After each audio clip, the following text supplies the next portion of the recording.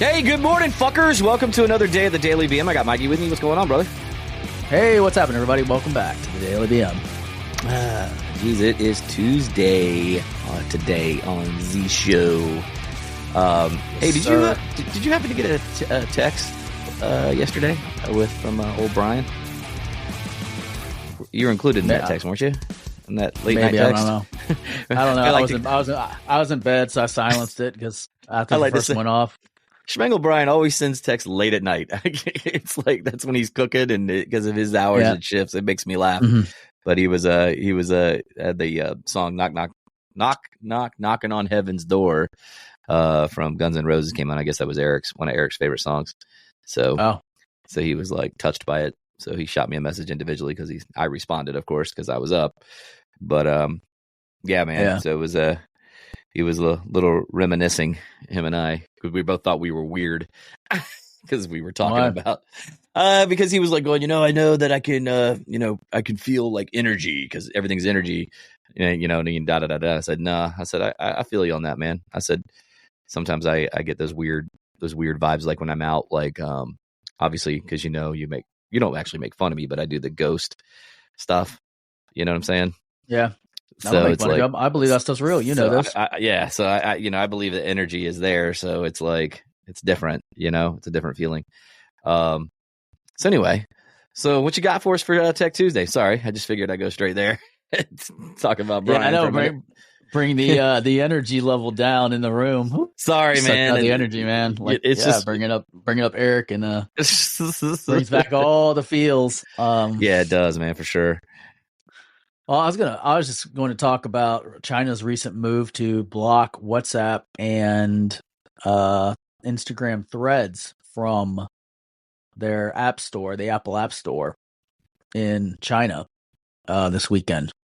I'm wondering if they did that because of retaliation to the vote this past weekend of the banning of TikTok and sliding that in that bill for the funding of Ukraine.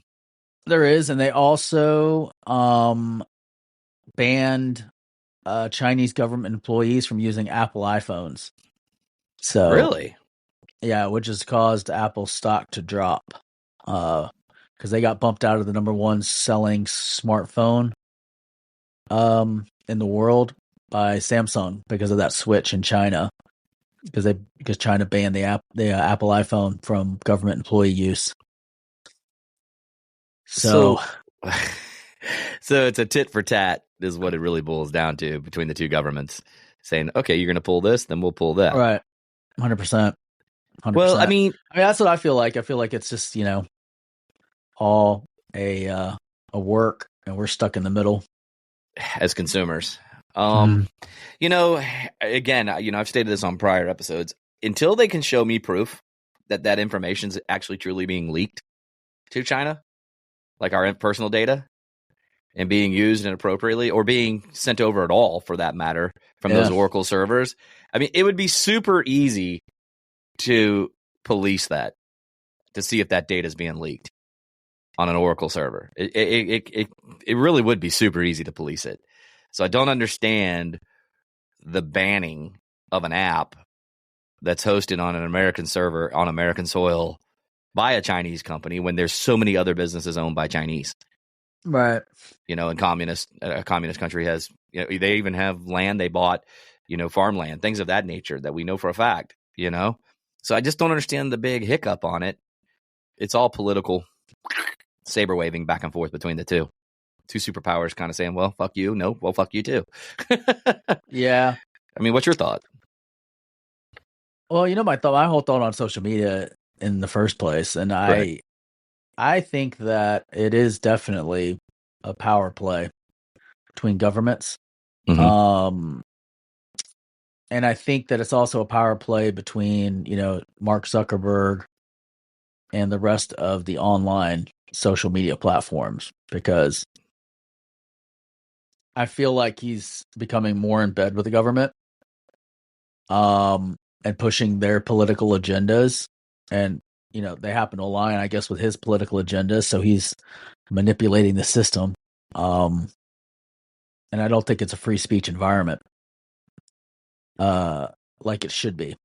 I don't think that I think people get censored that shouldn't be censored, and I think people that should be censored aren't being censored because it's not equal. Like I think it should be an equal playground. If you're gonna just make the rules the same for everybody.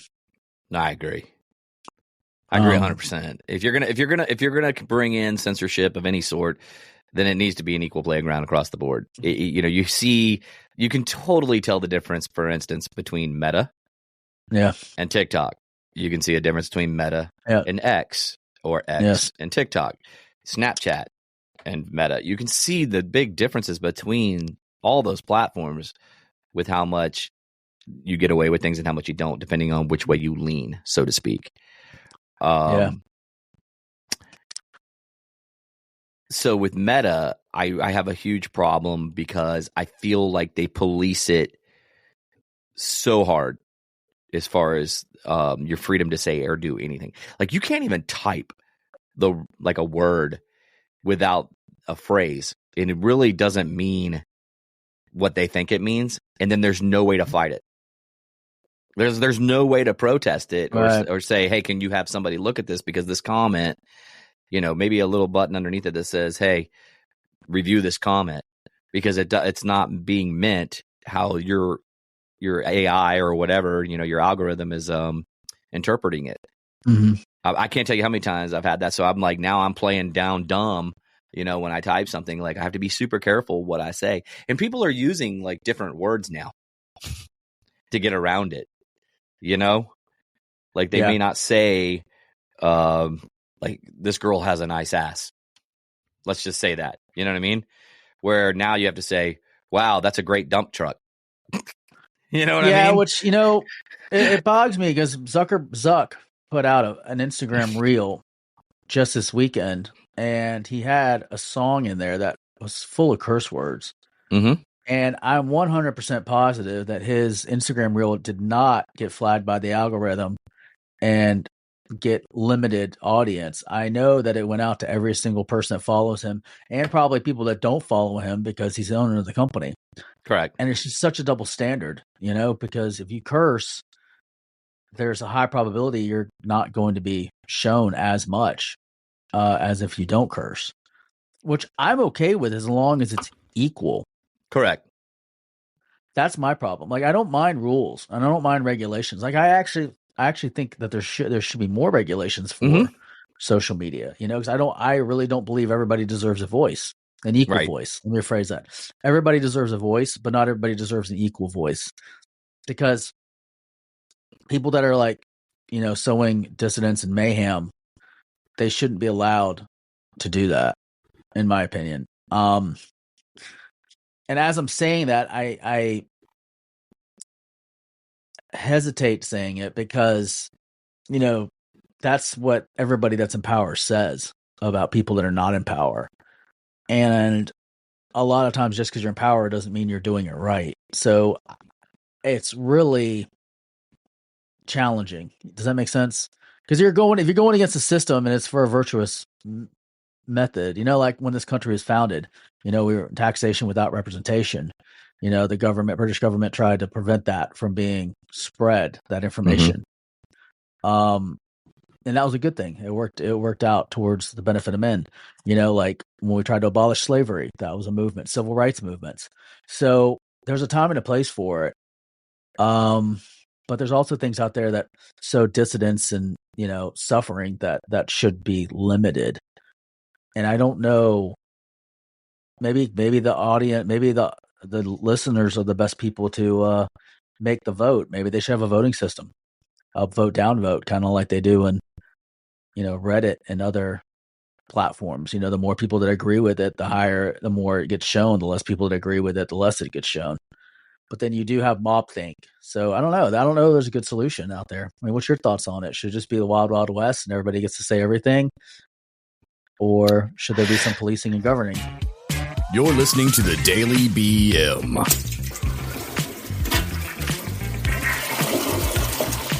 I'm going to be honest with you, man. And I've been, obviously I've been around a long time, I'm over 50, I've seen the birth of the internet just like you, and I remember the early days of social media. Yeah. I really feel like and again, I've said this before and I'll say it again. I don't feel like the policing it hardcore was the answer, because back even in the early days, everybody just did what they were supposed to do. You know what I mean? It's almost like the problem is we don't have any personal accountability anymore. Nobody holds themselves accountable for their actions and the things they say, you know? We've turned into such, pardon my way I say this, we've turned into such pussies about everything. We really are. We're a bunch of pussies. I mean, that's just the bottom line. This country's turned into a bunch of pussies that want to cry about everything, and they want to bitch and moan, and then they don't do anything to change it. So themselves, and hold themselves accountable when they're doing it. I don't remember seeing that in the 90s, in the all the way through the 90s and the early 2000s. It's just like, when did it start? I can't even tell you when this actually swung and changed. So I don't really know if more regulations are the answer. I think it's holding accountability and then having parents, again, be parents. And I mean, I know it's so cliche to say, but it's the truth.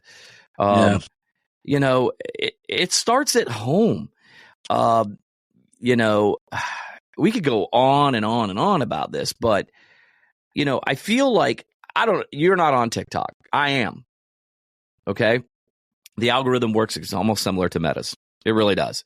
It actually doesn't work quite as good, honestly. Yeah. Like, for instance, when I search for something on Google and Meta, you know what I mean? I'm getting hit. Boom, boom, boom, boom, boom, boom, boom. Whether it's an ad, whether it's content that they think I want to see, where TikTok doesn't react as fast.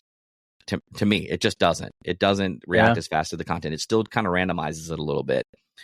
But at least I'm getting to see, you know, to still right now, I don't know about you, but I can still kind of sense the difference between AI generated stuff and organic stuff. You know what I mean? I can see the difference. All you got to do is really just watch the details of the video, you know, or what's happening, and you can kind of see it. The problem is can anybody else? So I'm not on it enough to it. Well, I have to be on it. One thing I don't like about the algorithms, not to interrupt, but the one thing I don't like about it is what I feel is that it creates tunnel vision, because it's only serving you what you want to see. So that's all that you're seeing. Okay. You know, like, so if say you're in a dark place and you're looking at dark things, all that's going to feed you is dark things, and continue to feed you that, and continue to feed you that. You know, if you're in a good place, it's going to feed you probably good things, because that's what you're searching. You know, like, for example, when I was on the other day, I happened to stop and scroll, you know, a thing that came up for like car crashes, showing car crashes, like tests.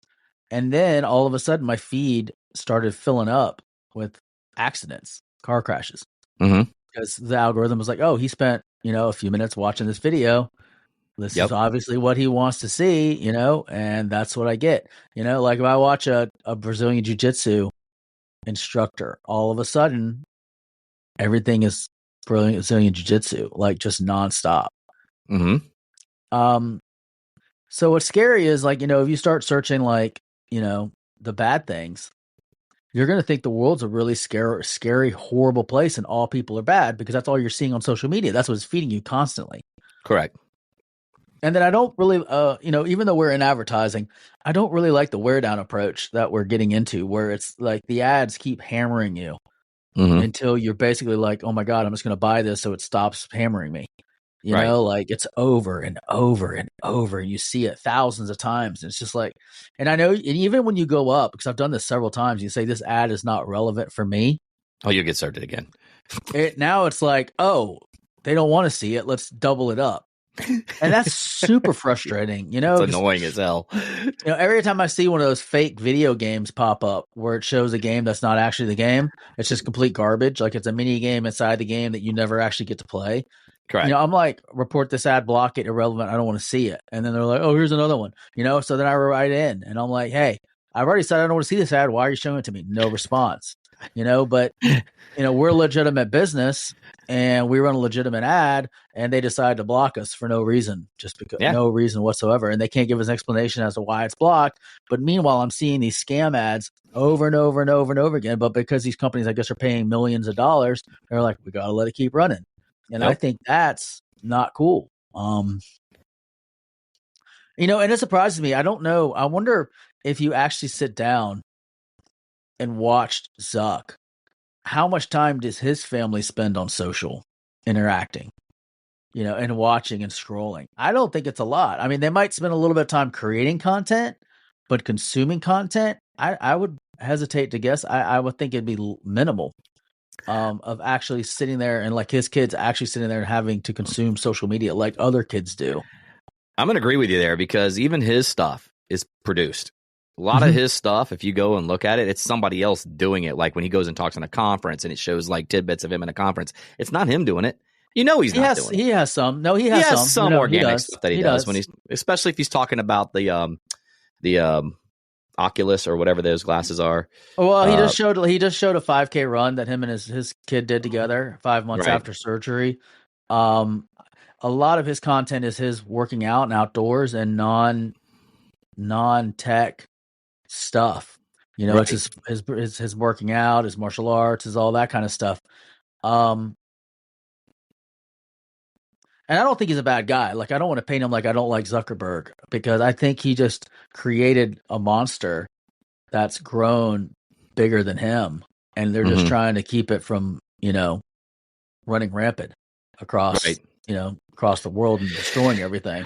So, I mean, it's not an easy task for him. I know it's not. Well, it can't be an easy task, especially when you got the government trying to utilize it for their own gains too, on both sides. It does. I'm not going down party lines here on this, but you really see it. You can see it.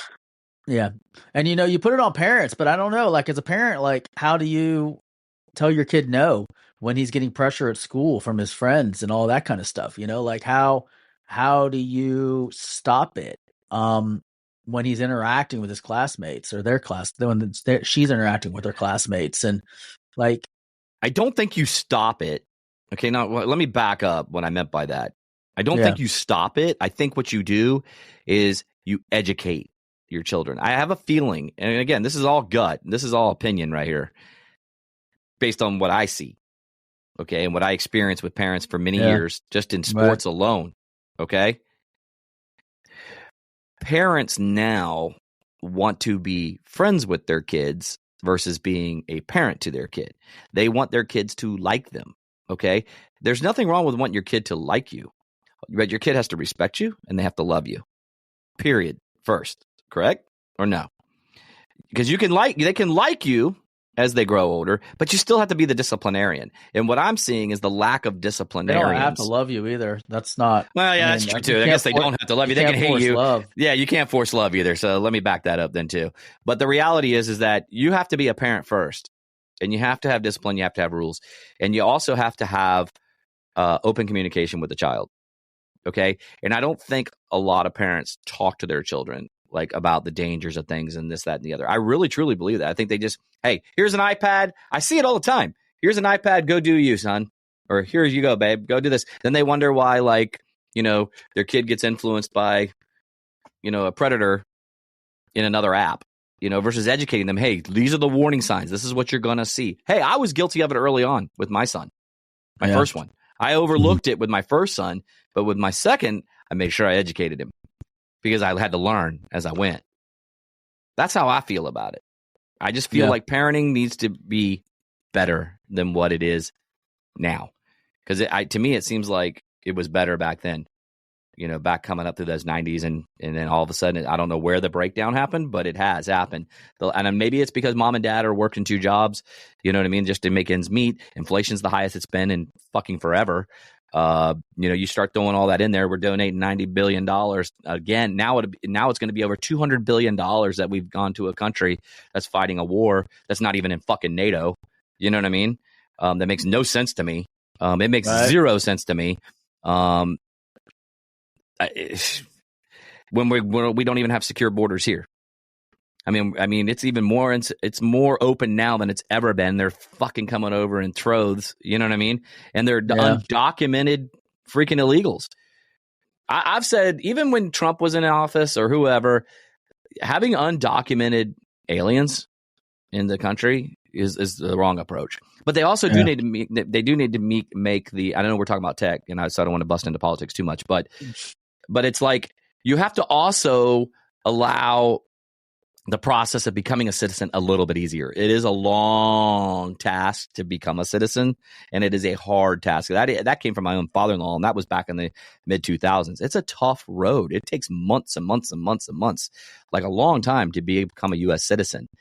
That's my 2 cents, man. What would speeding it up help? I'm not saying speed it up. I'm saying make the process a little bit easier. I can only do it based on conversation that I had. You know, it was a lot of wasted paperwork where you could literally, you know what I mean, file background checks and get them done quicker. I mean, you get guns faster than you can get become a U.S. citizen. You know what I mean?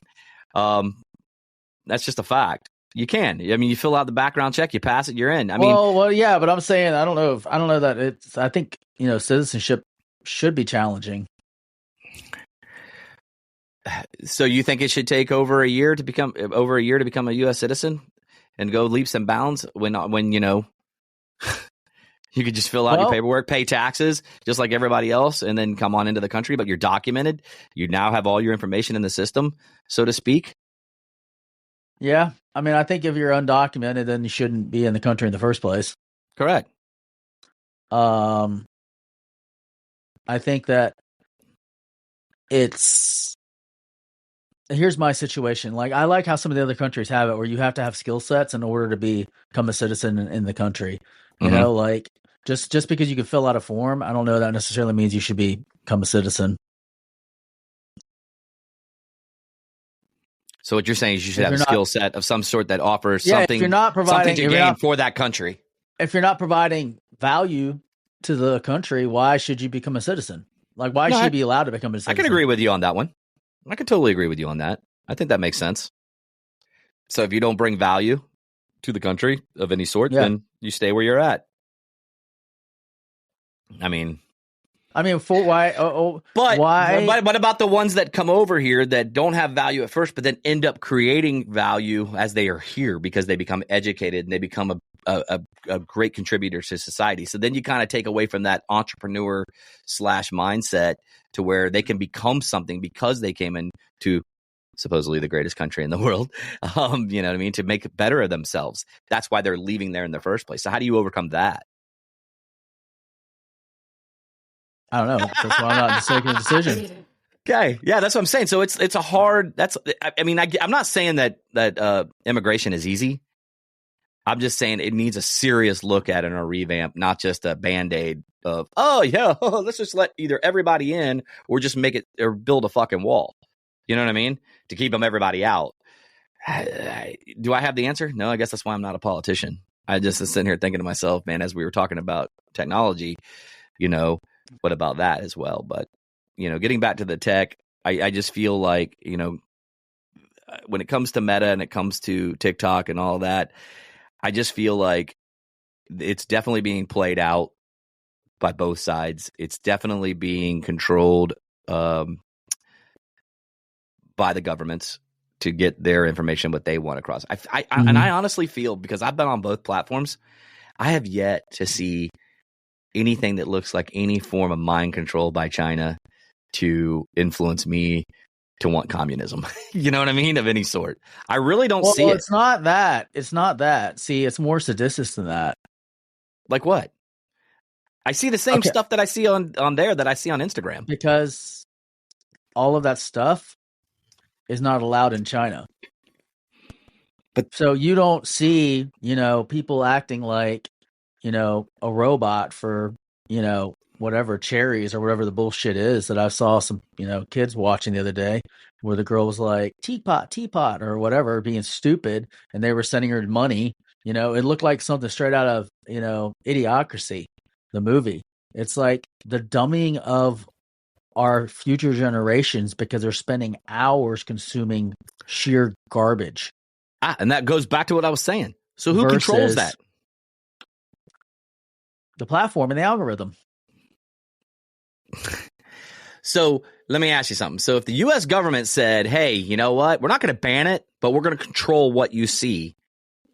And we're going to tell Meta to do the same thing. Yeah. Would that be okay in your eyes?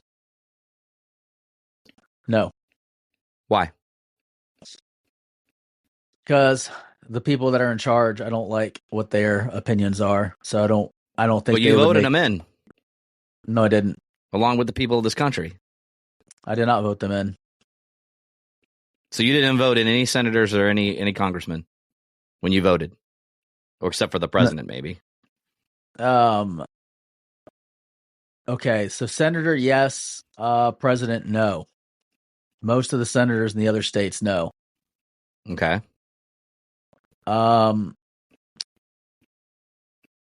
If they changed it to an educational platform, maybe, depending on what the message is. I don't know. Mm-hmm. See, that's the problem. It's all whoever the man in charge is what matters in that situation.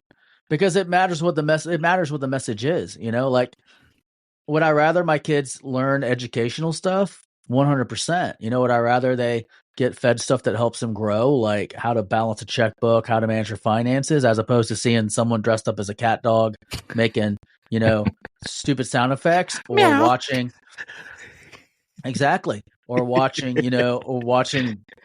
girls dance and show their body parts because that's what they think is trendy, you know, right. Or getting lulled into buying more skincare products because they think at the age of 6 they need to have a ton of skincare products. Which they don't. No, I don't think that's okay. You know, and I think I don't either. I totally don't think that's okay. I think it's extremely hard on parents because the algorithm is much, much smarter than people. Like it's already smarter than people as far as manipulation and perseverance and staying on top of it. You know, it's like, you know, I find it like in my own personal life, like, you know, my stepson, he purchases a lot of V-Bucks for Fortnite because him and his friends play Fortnite. So every dollar that he earns, he spends it on a video game for skins and equipment and gear and stuff like that in his game. And, you know, I'm trying to tell him, hey, you need to save some of that. You need to put half of it away. You know, I don't feel like, because my stepson, I don't think I can force him, you know, plus he's, you know, 16. So it's almost like a life lesson you have to learn the hard way. I don't know where the line is on that. Like, I don't know, like, no, you cannot have it. Your situation as a stepdad is a little bit is actually very different. I think there's millions and millions of people in my position these days. I think that there's fewer people that are not in some type of step parenting role these days. No, they're not. The divorce rates are so high. So I don't think I'm in a unique situation at all. Like, I think it's a struggle that a lot of people deal with. You know, a lot of people deal with raising other people's kids and helping co-parent and helping co-raise. And where do you draw the line? Like, you know, like now if you tell your kid no, you can't have it, now they're getting ostracized because all the other kids do have it. So how do you cope as a parent? You know, like, it's crazy. Like, I see these little girls, they're all showing up with Stanley Cups. You know, because and it's almost like you have to have it in order to keep your kid from standing out and getting bullied. So, like, where's the line? You know what I'm saying? Like, where's the? I mean, back in my day, it was like if you showed up in like the Walmart jeans, you were considered super poor. You know, like, and people made fun of you. You know, like if you wore a members only jacket that you got from Goodwill, perfectly great jacket, people made fun of you because it wasn't in style, it wasn't cool, it didn't look. You know, you just tried to survive and fit in. Yeah. And keep up with whatever's going on around you. Like, maybe you don't have to be the most trendy, but, you know, God forbid you wore something that was like 10 seasons old, like you'd be called out. No. Oh, look at poor Jimmy. You know, I remember my shoes looking like worn out and getting picked on because my shoes like had like holes in them. You know what I mean? Like, yeah, I remember wearing jeans that had patches on the knees, man. I totally get where you're coming from there, man. I mean, there is there's a lot of pressure on parents. I remember getting a lot of shit for wearing the Husky jeans. Do you remember Husky? I don't even know they still make them. You know? I don't know. I don't know. They're around. You could afford a Husky? Damn, you were lucky. I don't know. I think Husky were like poor people jeans. I don't even know. Like I don't even know. I don't even know. I think I had jeans that had no names on them, but I just had patches on my knees, man. As a young kid growing up, from like 6 to like 11. You know what I mean? Yeah, I had patches too, like where you wore out the knees on the jeans. They just put a patch over the top of them. Yep. Yeah, so that way you'd get a little more life out of it. And nowadays, that'd be like, I mean, nowadays you could buy designer jeans that have patches on them for like, $300 and you're cool. But if you buy like the cheap jeans and put a patch on it, you're poor. And it's like the whole situation's messed up. So it's like, where do you stop? As a parent, it's like you don't want your kid to be ostracized because you don't have garbage. You know what I mean? Like it's not here. Because it's funny. You see somebody pull up, like in a Honda Fit, and you instantaneously are like, oh, they must not be doing that well. Like you see somebody in their 40s and you're like, oh, they must not be doing that well financially because they're driving a Honda Fit. Whereas in reality, that's a very good logical choice for a vehicle. It has high reliability, low payment, but a lot of people won't be caught dead driving those, especially if, you pull up to a meeting and with other people and they're driving Mercedes and BMW and you pull up in a Honda Fit. They're going to be like, okay, who's this rookie? Who's this guy's assistant? Who's this grunt? Like, who's this grunt coming in?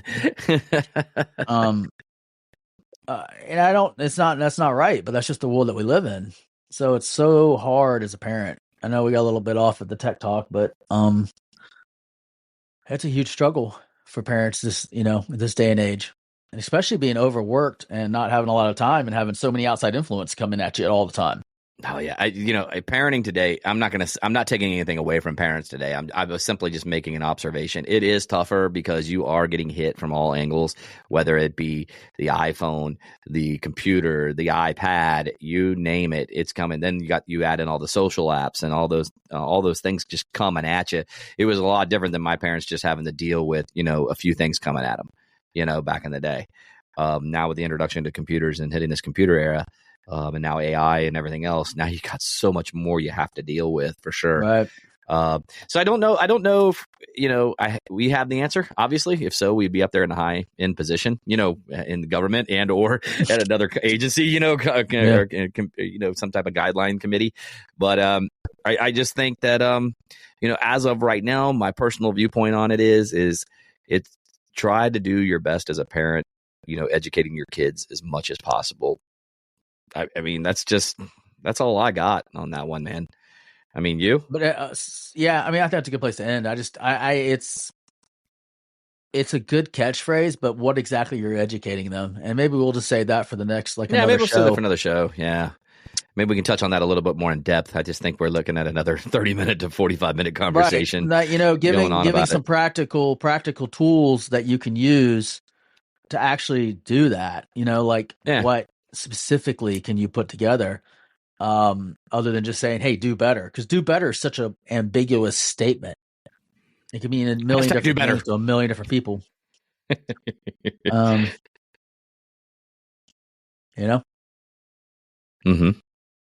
I agree. So, yeah.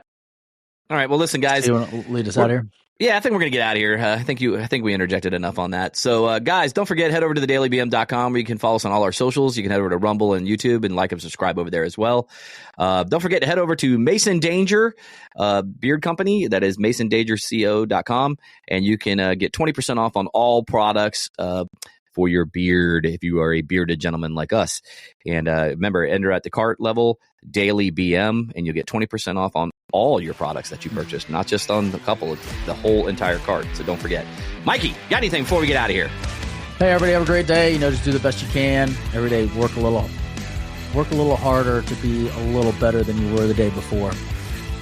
Well said. And with that, we'll catch you guys on the flip side. Have a good one. Deuces.